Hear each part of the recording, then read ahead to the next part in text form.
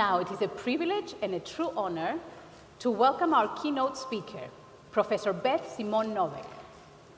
Professor Noveck is internationally recognized as one of the leading thinkers in the fields of governance, innovation, digital democracy, and institutional transformation.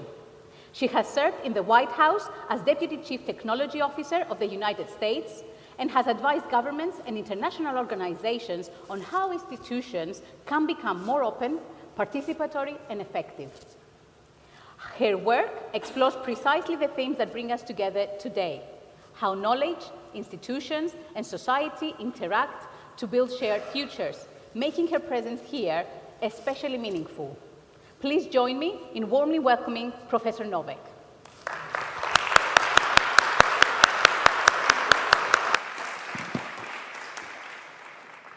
Let's try that again. Better. Okay.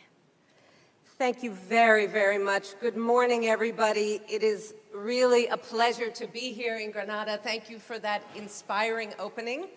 I think you've taken everything I wanted to say, so I will just be repeating what Esteban said, but less eloquently and at greater length.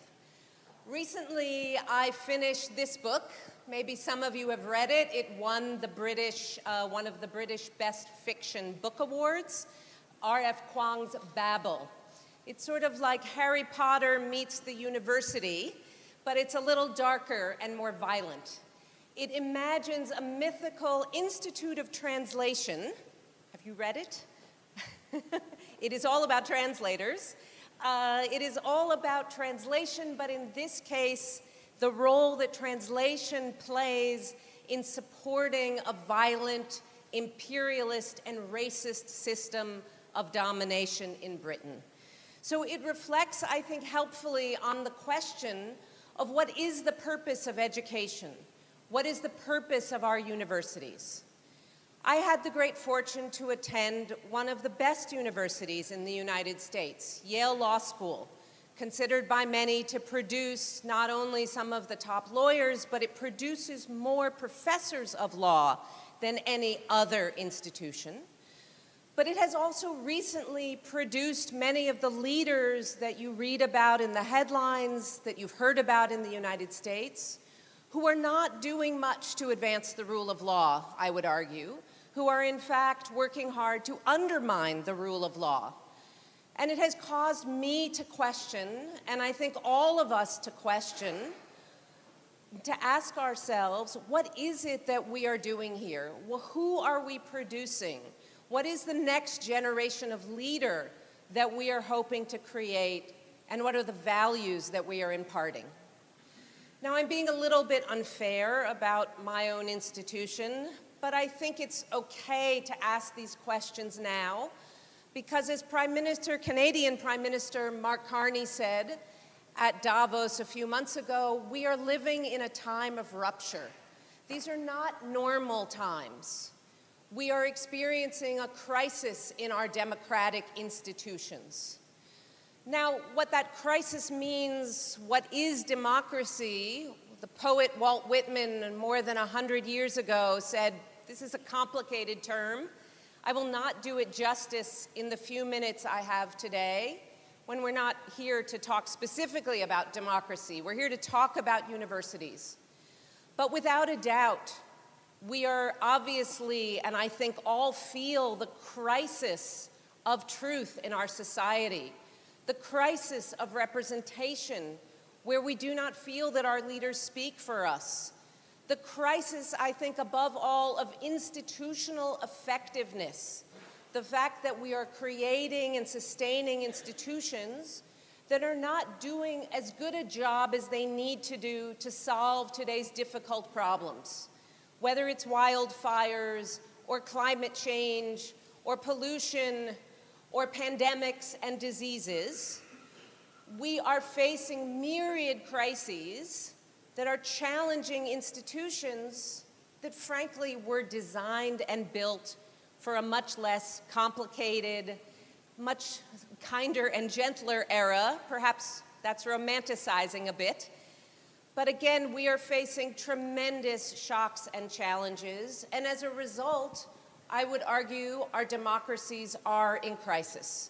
The VDEM Institute from Sweden measures only 29 democracies left in the world, 2/3 of the planet living under autocracy, and a declining number of people globally who feel, again, that our democracy and our governments are working for them.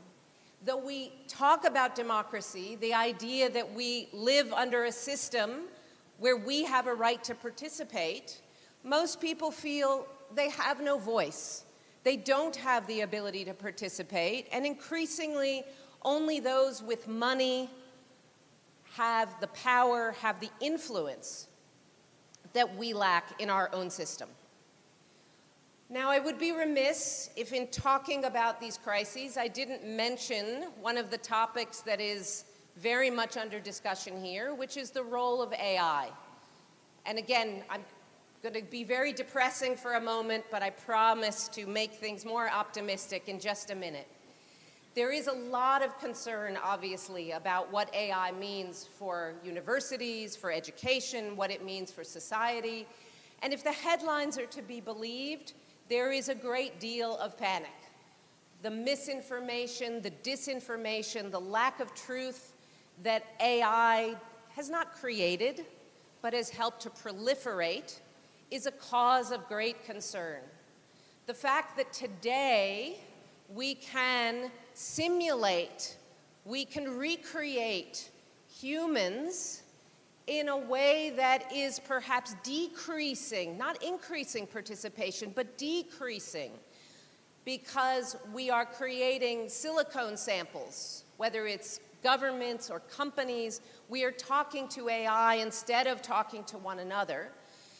It is no wonder that that crisis of democracy is deepening and has caused many, many young people to lose faith again in our institutions and their ability to deliver. So this is why I think it's so important that we ask the question today, where are we going with our universities? What is our goal? What is the definition of the university today? And I would, and again, to repeat what Esteban said, I'm going to make the similar argument to say that we need to be rethinking our mission, our purpose, the definition of how we talk about universities, not simply as a place where we generate knowledge, but where we're thinking about how do we use that knowledge to solve the hard problems that our world faces today. That we are moving towards the impact university in what we do. Now, this is not a new idea, and obviously in healthcare, in medicine, in the biomedical sciences, this is a well-understood concept. I can't research cancer and then kill the patient.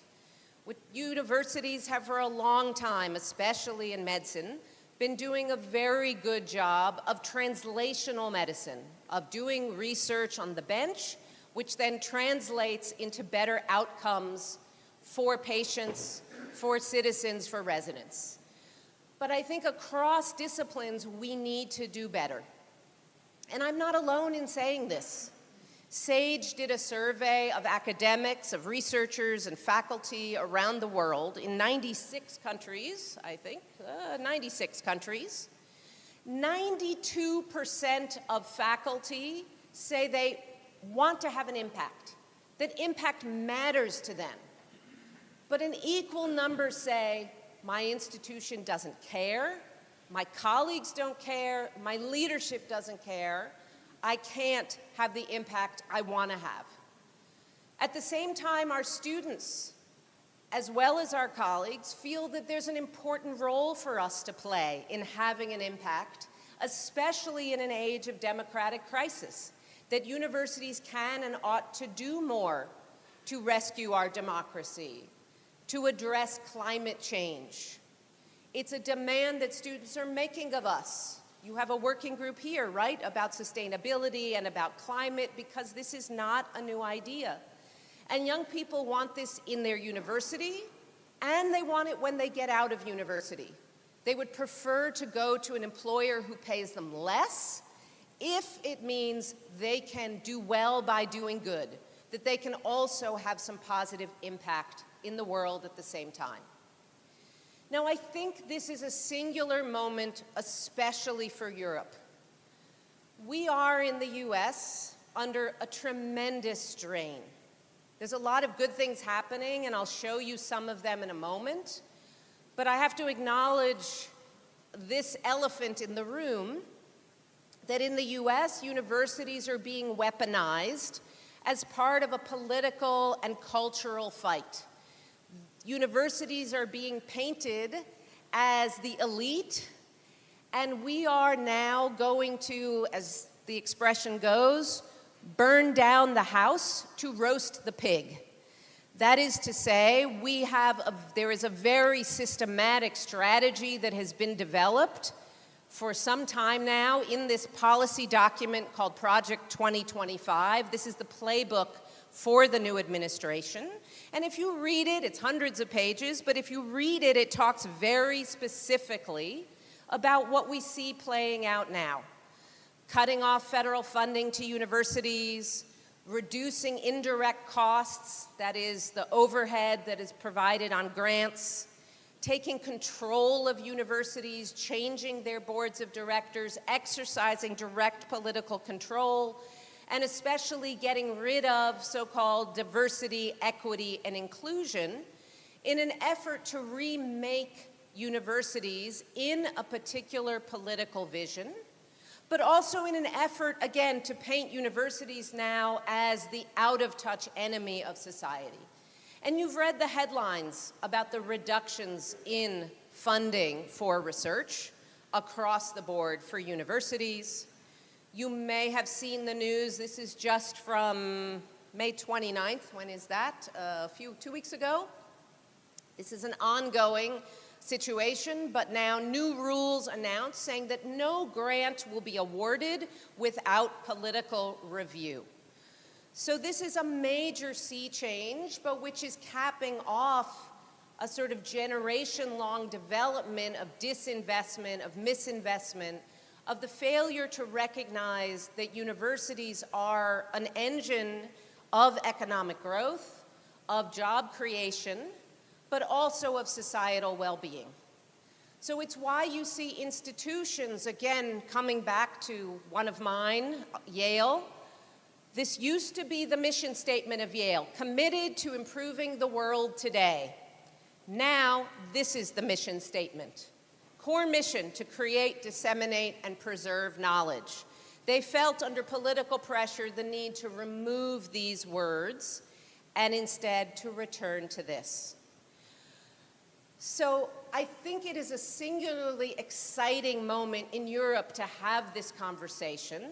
And I haven't even talked about the financial pressures, the tuition issues, declining enrollments, immigration, and all the things that are driving pressure in the US system, to ask what could be done differently, especially in Europe, to move towards a world in which we are converting, we are moving from our passion to do good in the world, our desire for impact, into more progress, into a world in which we are giving young people especially an outlet to go beyond protest and just complaining about the world today, to actually making a difference in changing the world. So here, let me come back to some of the positive story. I said we're very worried about AI, and indeed we are. And I think there are many things to worry about. But there's also, I think, great opportunity. The technologies we have at our fingertips, these better calculators, these better word processors, and I would argue we should think about them less dramatically and much more simply as these better data processing tools, give us significant new opportunities to think about how we make change happen across the board. For three particular reasons. One is, we talk a lot about generative AI allowing us to create knowledge, to be able to write the first draft, to create a picture. But I think what's so exciting about AI is that it helps us to take vast quantities of information and to synthesize it faster. So especially in a world now of information abundance, of information overload, AI is helping us to take the world's knowledge and understand it more quickly than ever before. Because of the speed with which now we can prototype, we can create, we can experiment, we can now try new things faster and at dramatically less cost. And above all, we can do this regardless of discipline. We've worked for a generation now to train people in computer science, to push computer science for all. But as we've seen, these tools that are controlled by plain language make it possible for everybody, regardless of background, regardless of discipline, to be involved in and able to command these powerful tools, to be able to experiment more widely. Now, we have to think about doing this in a sensible way. We know in the last generation we had the same discussions about the web, and we said, oh, we're going to make an app. It's going to app for this and an app for that. We're going to create tech for tech's sake. The Pope told us last month, right, there is a thoughtful way to do this. It is neither Babel, it is neither, again, the end of all things, nor is it Jerusalem, the savior of all things. We do not want to become the tool of our tools, as Thoreau said. Rather, we want to think about how we can thoughtfully command these tools to achieve greater impact across the board in what we do. So 3 prescriptions, let me suggest, and then I hope we will have a robust conversation, an argument, a disagreement, if you would like, to challenge my suggestions here, of the ways in which we can amplify the work that we're already doing. The first is to build on our tradition of entrepreneurship that we have been investing in now for the last decade, 10, 20 years. We've been investing in the concept of entrepreneurship, and to move towards a more expansive view of entrepreneurship that isn't just thinking about how do we remedy market failures, how do we turn out in this California mindset more people who are going to start a new business, and I might add, donate back to the university, is why we tend to like entrepreneurship in the United States. So we've liked this idea of giving agency to people. We've taught a set of skills that is the basis for making change happen. But again, we need to think more expansively than market failure and starting new companies, to think about institutional failure, to think about democratic failure, and how we might take many of the same skills that we have been teaching students now for a generation and help them think also about public entrepreneurship. As Esteban said, about public innovation, about how we collaborate not just with the private sector, but with the public sector, not to just, as Mark Zuckerberg of Meta famously said, move fast and break things, but to now move fast and fix the many things we need to attack. So I've been doing this kind of work for some time now, creating courses around solving public problems. And there is a hunger for this. When we put up a free course online called Solving Public Problems, we got people signing up from 150 different countries. We then started a program called Innovate US and now Innovate EU, again, free peer-to-peer learning around how to solve problems, in this case, teaching people in government. We have trained 250,000 people in the last year, in 1 year, because there is such a hunger, I think, for learning how do we develop these skills of public entrepreneurship. How do we develop this ability now to be innovative, what we've learned from entrepreneurship, but to apply that entrepreneurial spirit now, that agility, those new ways of working, again, ways of working we have been teaching people, to thinking about harder, more public problems. How do we teach and focus on how do we define the problem we're trying to solve? But above all, how do we implement what we have designed? And that, I would argue, is the much, much harder thing to teach and to learn. Not just how do I come up with a good idea, but how do I implement that good idea in practice? Now, the National Science Foundation used to have a grant reviewer by the name of George Heilmeyer. And he was known, if you look in Wikipedia, there is an entry for Heilmeyer's Catechism. These were the tests he would apply in the 1960s to reviewing grants at the time. And I put this up here because I think it's the right set of questions we also need to be asking today for our research. Not just, again, is it a good idea, but what will it take to do it in practice? What are the costs? What are the risks? How do I actually make this happen?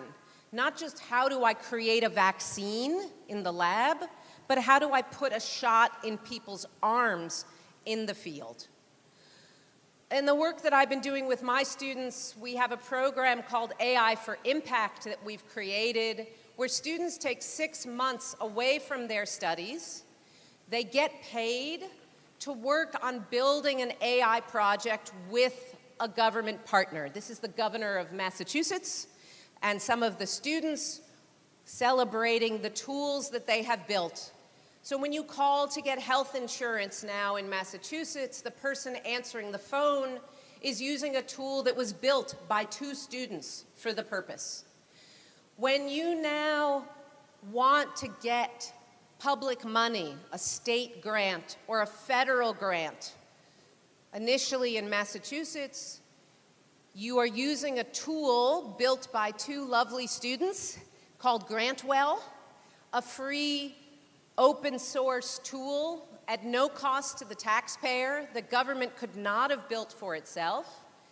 And what I'm most excited about is now the students are working with California, with Colorado, with Rhode Island, with a whole group of other states to distribute the same tool nationally that they built in one state.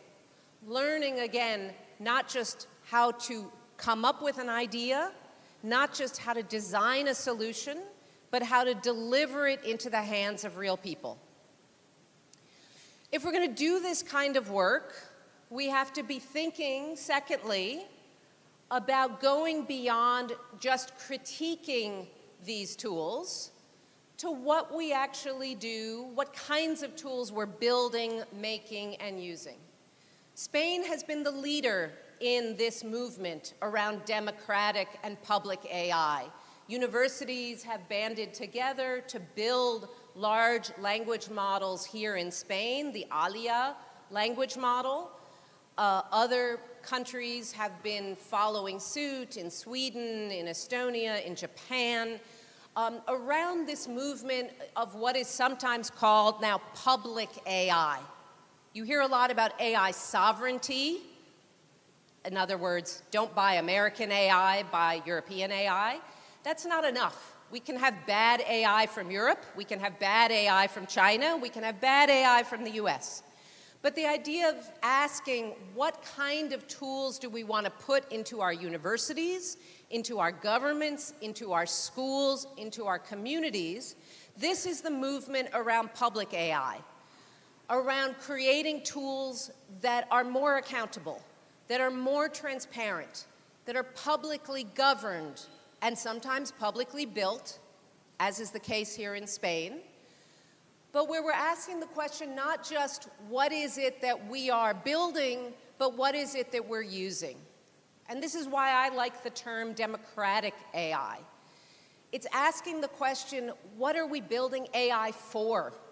If we're going to use the power, if we're going to use the water, if we're going to use the electricity, what kinds of things are we building with these tools? And that's where universities are so important. The private sector is not going to do this work. They're going to build the tools that are most commercially viable. They're going to build the, stuff for, as we've seen with social media, that are more about selling advertising and selling eyeballs. The tool to help people apply for grants, the tool to help the child read better, the tool to help solve the healthcare problem, that's going to be coming out of universities. So we need to be thinking about what are the tools, who controls them, how we manage them, and above all, what the outcomes are. Another example of something we're building right now, we are rolling out a global program on how to do democratic engagement with AI. Now, we can teach a course, but you take a class, you go back to your desk and forget the second you finish. So we've built a coaching tool to actually teach public officials how to use the skill that they have learned so they can do more democratic engagement. It's an experiment with how to do coaching. Democratic engagement is just one example, and I've seen exciting other examples. Just last week, I was at an event with lawyers showing a coaching tool they have built to teach how to do dispute resolution, how to resolve disputes and dilemmas more cheaply and easily and provide access to justice. Or another coaching tool to help people file complaints for their civil rights. Again, lots of exciting applications that will not be built by the private sector that we can and should be building from universities.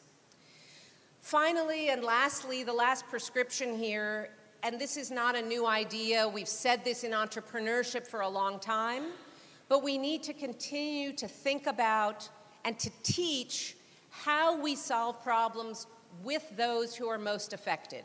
How do we take a human-centered approach to the way that we work? Innovate Public Schools, a parent organization in California, has worked with students again in AI for Impact to design and build a tool to help parents of children with a disability advocate for their children. It is designed exclusively by and for and with families who do not speak English, who do not read well, and who have the least ability to advocate for their children. They have built this tool, I won't go into the details, to help navigate the process. Or the work that we have a number of UN people here, that UNDP people have done around the multi-city challenge to work with universities across communities in Africa, in Mexico, in multiple jurisdictions, to identify problems with the community and develop the solution together. We must be careful, especially in this day and age when we're being accused in universities of being elite, of being out of touch, of being disconnected from our communities, to be sure that we are innovating with and not for the people most affected. It is the World Cup happening right now, so maybe let me indulge in a football example. You are probably familiar with video-assisted replay. Football fans don't agree about too many things, but 91% of football fans say that AI-enabled video-assisted replay is a bad idea. People hate this. They want to go back to the world where the human referee calls the shots. Now, I show this simply to say this is a good example of a technology, of a solution in search of a problem. It was a tool that was built without talking to the fans, without talking to the players, and as a result, nobody likes it.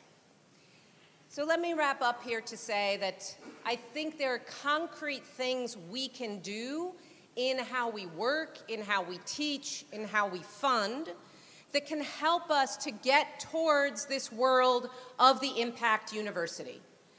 It has to start, of course, with the research that we're doing. of thinking about especially what are the research questions that we're investing in. And when it comes now to AI, which is the hot topic and where all the grants are going towards AI this and AI that, we especially need to be asking the question, what kinds of AI research, but all research, are we funding? In my university, in the before times, we shifted to a mandate in which the provost, the rectorate, would not fund any research that did not have a defined societal impact. If you said, I'm looking just to understand a problem, that's great, but the university wouldn't fund it.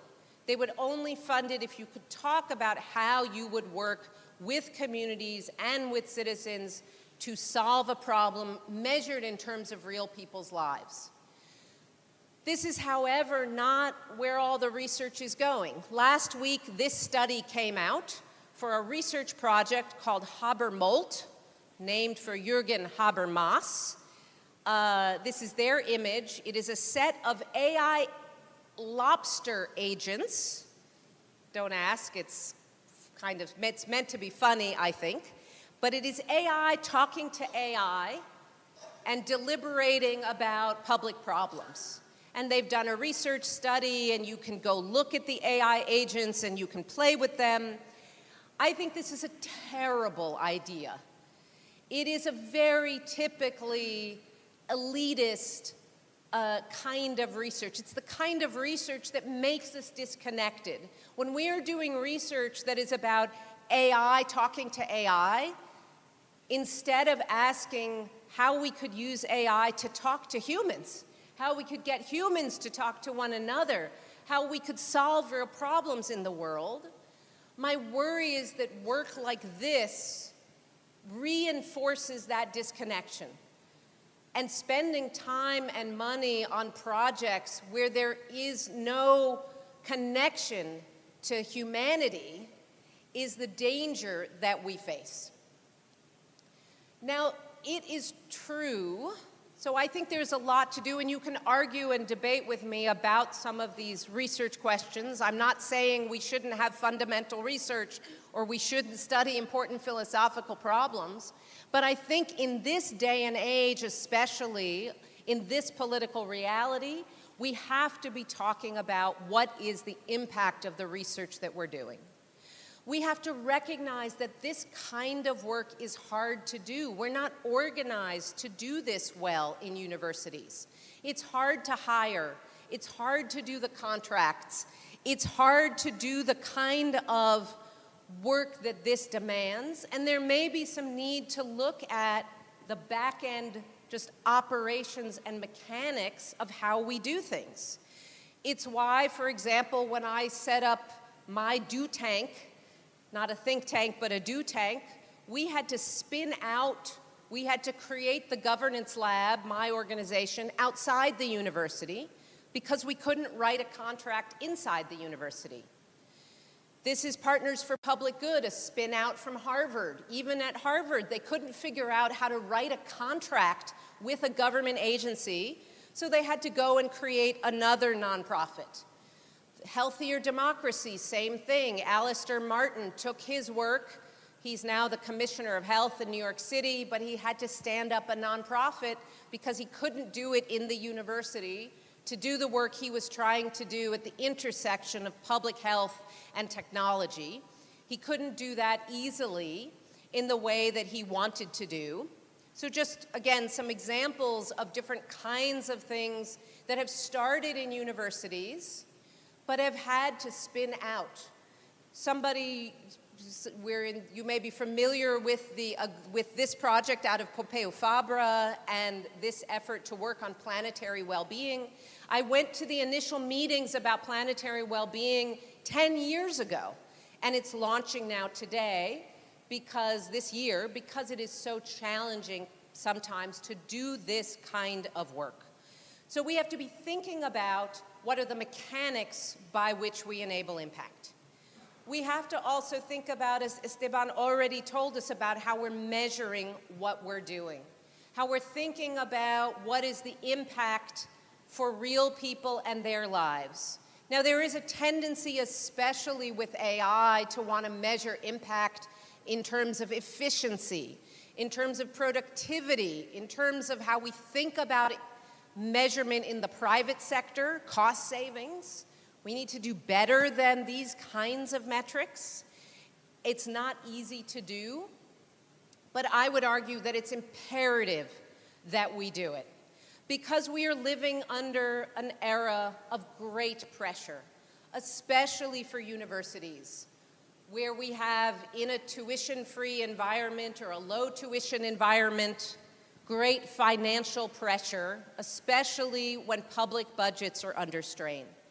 We are in a time, I recognize, when people are asking the question, does university help me get a job that will allow me to earn a living in the future? And a time of great political distrust. Again, a playbook being imported from the United States to create fractures, to create fissures in society, instead of viewing the university as the engine of economic and social progress, to paint universities as somehow being disconnected, elitist, and at a remove from society. But I would argue that we should never waste a good crisis, that these are opportunities for going from knowledge to impact that we can realize at relatively low cost in a way that will allow us to demonstrate the value of the university.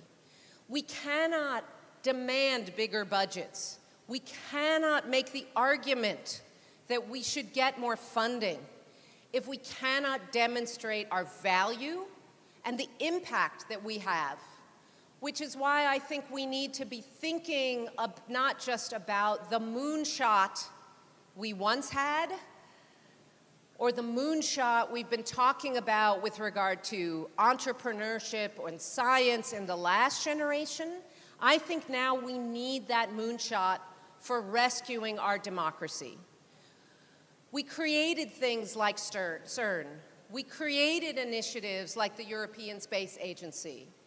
More recently, we have gotten together all the leaders of industry and all the leaders of university in the US to say we need to address cybersecurity. We have had these big, ambitious, momentous projects that people in this room have been a part of advancing, of thinking about, again, how do we advance biomedical innovation, how do we advance entrepreneurship, how do we advance projects like Erasmus and European collaboration. We have done these big, game-changing, multinational efforts before. I think there is time now again, and it is incumbent upon us to address this next opportunity. How do we save the institutions of our democracy? How do we solve the major and serious public problems that we're facing? Again, by thinking about not just our citations and our downloads, not only about our rankings in the tables, not just about how much grant money we're raising. All of these are important. We love grant money. But about the problems that we are solving in the world for ourselves, for our children, and for our students. Thank you.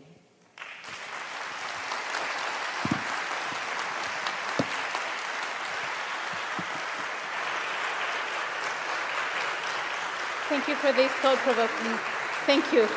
thought-provoking keynote, which is the tone for today's discussion. We have a time for a couple of questions. Would you like to address the public if they have a couple of questions for you? Questions, disagreement, argument? Yes, please. Oh, thank you. Thank you very much. My name is Jim Cavallaro. I'm originally from the States. I taught in Ivy League universities, and I also at Yale Law School that you mentioned.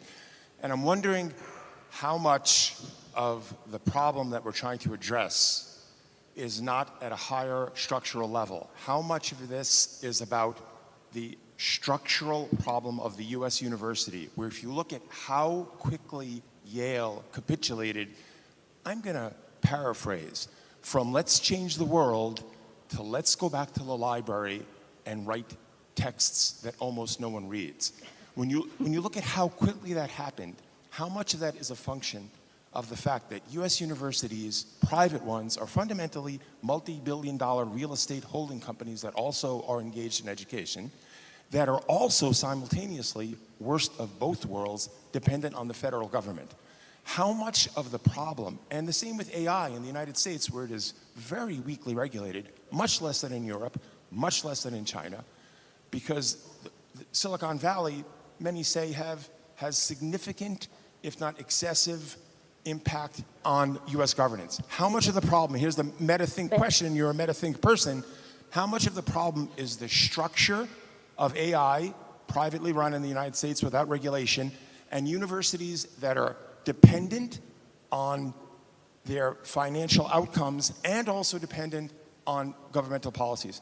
How much should we be thinking about transforming the university and maybe looking more towards Europe as the epicenter of greatness in university structure and development? So those are a couple of big questions, but I'd love to get your thoughts on those.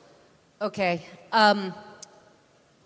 So the question was very much about, in case you couldn't, hopefully everybody could hear, the question was very much about the US and the sort of perverse incentives of the system in the US. I'm going to answer the question, but I want to ask back at the outset. I think it's an opportunity in Europe, but I don't think we've solved these problems in Europe or in China yet either. Just to be clear, I think there are different perverse incentives. What I was looking up on my phone was the news from yesterday, last night. It was leaked in the press that there is a secret organization called the Dialogue Society. I don't know if it's in the headlines yet this morning. Wired magazine had an article about the Dialogue Society.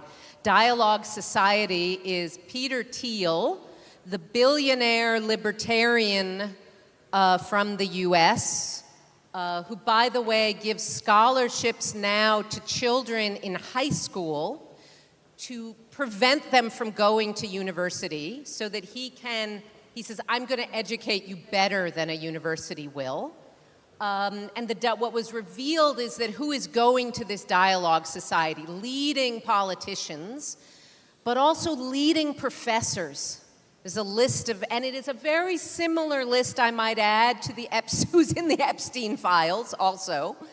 And I mention this not just because it's in the news today, but we have this unholy alliance between money and power and universities that is, again, we could go on at great length, but we know the rising costs of tuition in the United States, especially where a university costs $100,000 a year, has helped to create some of this societal distrust. People can't afford university. Even when you go to university, is it worth it to spend $100,000 a year and come out and, be a social worker, be a government worker? You can't afford to pay back the tuition. Meanwhile, universities increasingly dependent on these tuition dollars and on the big money that's coming out of places like Silicon Valley, which are giving them undue control over research agendas, over the direction of universities. And we've seen these debates play out now in the press. This is the challenge we see coming out of the US. So you're getting this twin pressure now from the government on the one hand, and on the other hand from the donor classes. And especially big tech. And there's a new book out about Stanford and Stanford University and its relationship with big tech and how that has helped to shape the research agenda. Some great new books on this topic. So yes, there is a lot of perverse incentives because we have a privatized system, which is why I'm arguing that a lot of this innovation can and must come now from Europe. It must come from a place in which you don't have, again, everybody here is worried about public budgets, and it can sometimes seem, it's enviable when you get a private donation of $100 million or $200 million from one donor. We all dream of that kind of grant money, but it comes really with a price, as we're seeing, in terms of the corruption of research, in terms of the perversion of how our institutions work. I have a wonderful colleague in food studies, and every week, her name is Marion Nessel. She is turning 90 this year. She is the inventor of the field of food studies in the US. She's a biomedical scientist, a biochemist, sorry. Every week she publishes a blog post on industry-funded study of the week. Every week she puts out something about corruption in research in her field as a result of this private money system. So, yes, there are great challenges. There's also a lot of exciting stuff happening that it has enabled, but these pressures have led to this difficult moment that I think are the very reason why I'm here today, as opposed to doing this speech in New Haven or in Cambridge, because I think there is such an opportunity, building on these foundations around entrepreneurship, to say, what can we do now for public innovation, for public entrepreneurship? But I don't think we're doing it right anywhere yet at the scale at which we need to. Anyway. Mm-hmm. We have time for one last question.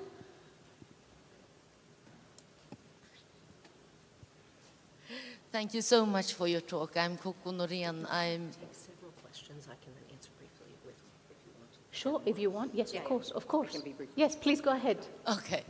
Thank you so much for your talk. I'm Coco Norén. I'm a linguist from Uppsala University, Sweden. And if your talk would have been a petition, I would have signed it in a blink. But I will ask you the question that I'm sure you've had 1 trillion times. And that is, where does the basic research, the curiosity-driven research fit in this way of thinking? So I think one of the exciting things about AI we were discussing last night, number one, is that the shift back, the recognition that these technologies in particular, which are driving so much interest because of the view that they will promote economic development and promote jobs, I hope we are coming to recognize that it is the people with the literature degrees, with the philosophy degrees, with the multidisciplinary backgrounds who are in the best position to control and manage and use these technologies, number one. Number two, when it comes to the argument around getting jobs and the sort of economic driver that has led to so much thinking, instrumental thinking in universities. Oh, we have to train everybody in business, or we have to train everybody in computer science so that you can get a job. I think what we've seen even from CEOs, from every survey of business, is we want people who can solve complex problems. We want people who have those problem-solving skills. And I think we need to recognize that it is the ability to formulate a hypothesis, to define a problem, to know how to do basic research, that is what makes us better able to then have this to do this kind of applied work. So it is, I think, an argument we have to make. And I am by no means also arguing that everybody has to go out and work with a government agency or develop a vaccine. There's still room to study Shakespeare and to read literature. I have a degree in comparative literature. I would be the last person to argue for everything needing to be applied. But in order to do the applied work, it is actually the literature that helps us. It is the philosophy that helps us. It is the basic social science skills that help us. What we've seen is that too much move towards, again, teaching C++ or teaching Java or teaching today's tools, they become out of date very quickly. It's that fundamental basis that you need, which then makes you better able, I think, to be a problem solver in the world that can then be applied.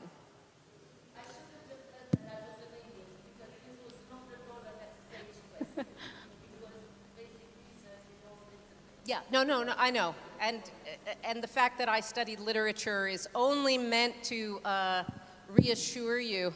I am the product of a very good fundamental education that I think was invaluable, and that I see, you know, most of what I don't teach I'm not a technologist. I'm not teaching the AI to my students. I am teaching them, how do you define a problem? How do you create a hypothesis? How do you do research? It's those fundamental skills that I think we've drifted too far away from, and that having impact does not mean we only need to teach the way to teach the applied is through the fundamentals. So I think the answer is yes. Yeah. Any more questions? Yes, please. Ludovic. So Ludovic Tilly, chair of the Coimbra group, thank you so much. This is really setting the scene for today and the future together. Should we then become activists? Or should we just do the work in silence to add more noise to the chaos? What do you mean by activist? Go out and be very visible in this new approach of becoming an impact university.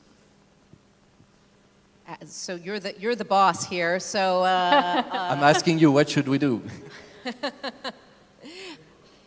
And I'm gonna give an unsatisfying answer, because we also have to talk about protest and encampments and what we mean by the term activist. And the answer is yes, we should be activists, but that doesn't mean political activism. I think activism for impact. I think our peers, our students are hungry for us to ask the question, what does it mean to have impact in the world? And we should be shouting from the rooftops about doing that work and measuring, we're researchers, and measuring what works, we're not doing research. So I hear you on, it's a culture change. What is the line around advocacy and political activism that we may feel this is a conversation we have to have in our communities. This is not about picking a side. I'm not gonna talk about Middle East peace right now. But the idea of being activists for impact, I think, is very commensurate with our role as researchers, because we are asking the hard question about what works. I don't think talking about improving someone else's life is a political statement. It doesn't matter whether you are left or right or up or down. This should be, maybe I'm naive, a non-political statement that our goal here is about rescuing democracy, about improving institutions, about improving people's lives and solving a problem we can identify. A problem not that is defined by us, and that's the last thing I'll say here. The way we steer clear of the line you're worried about is when we pick the problem. Then it becomes our advocacy. But when I let the family in California with the child with the disability say, this is the problem I have that I need you to fix for me, then we are doing work in service of community, in service of impact, in service of democracy, that I think allows us to maintain our values at the same time without drifting into the world of party political activism that I would agree is not the place we want to be. Thank you so much. Now we have one last question over here. Over here. Thank you. Thank you very much. I'm here. Here. Yeah. Thank you very much. I'm Beatrix Busse, also a linguist, and that's all I'm going to say. Very much involved also in actionable humanities and also in AI transformation, also as a vice rector for teaching and learning. Now, you mentioned this, the cultural change that is necessary, the organizational transformation. I think it's a huge cultural shift that is necessary in terms of the attitude that our researchers, that we all need. what is your experience with this in launching this, you know, for, let's say, not just your team is the example for this, but, you know, in a university as such? Because for me, I think this is, well, a challenge. You could say you get them because our academic freedom is threatened and so on. I think that's really the starting point right now, and we're doing this in the European University Alliances, for example, another big project of Europe. But how do we, I mean, the real how would you go about this in concrete forms? So some concrete suggestions. I'm being asked for some concrete sort of how do you do some of these things. So I'm going to be very mundane and practical here, which is hopefully what you're asking. That starts with, so let me throw out a few ideas. Number one, I'll come back to that earlier idea of the rectorate deciding where internal money goes. So when money gets distributed to faculty for internal grants that are being given by the university, what are those grants being given for, number one? Number two, thinking about shifting hiring away from hiring only by discipline to hiring around a problem. We're hiring somebody across disciplines to work on topic X, topic Y, problem Z, instead of just thinking about chemistry and linguistics and medicine and law, is what is the problem that we're hiring for. Number three, thinking about convening, conferences, celebration, having a big event where you showcase what faculty are doing around impact. People respond to incentives of honor and of pride and what we celebrate. So the conferences we have, the events that we have, the prizes that we're giving out. Obviously there are questions of tenure and advancement that are challenging in a very rigidly disciplinary world. But even if we have trouble talking, you know, we can, as part of that advancement, we think about service, we think about impact, as well as thinking about teaching. Creating space, opportunity, and grants for people to change how they teach and do these kinds of impactful, let me call them clinical projects. Again, thinking about some of those nitty-gritty things like contracting and hiring and what are the impediments to doing this kind of work in an agile way. I have tremendous difficulties executing a contract as opposed to getting a grant. We're very good at managing grants and very poor at dealing with contracts. So there are some, I think, very concrete things we can do, but the cheapest among them is just have to do with whom we celebrate, whom we bring attention to, whom the school newspaper, the PR people write about, and what we talk about, I think is so important to advancing some of this work. And then declaring into being, saying, you know, the vision, talking about if we have a strategic plan or whatever the program is, whatever the vision document is, that says we're all going to work towards this goal. It's talking about it, repeating it, signaling that this matters, I think helps to bring those people out of the woodwork who are, frankly, already doing this work. What I'm talking about is there are people doing it, but we want to be celebrating them. Thank you so much, Beth. I know there are many questions. We all want to pick Beth's brain, but we must continue with our agenda. So a warm applause. Thank you so much, Beth, for your contribution today. Thank you.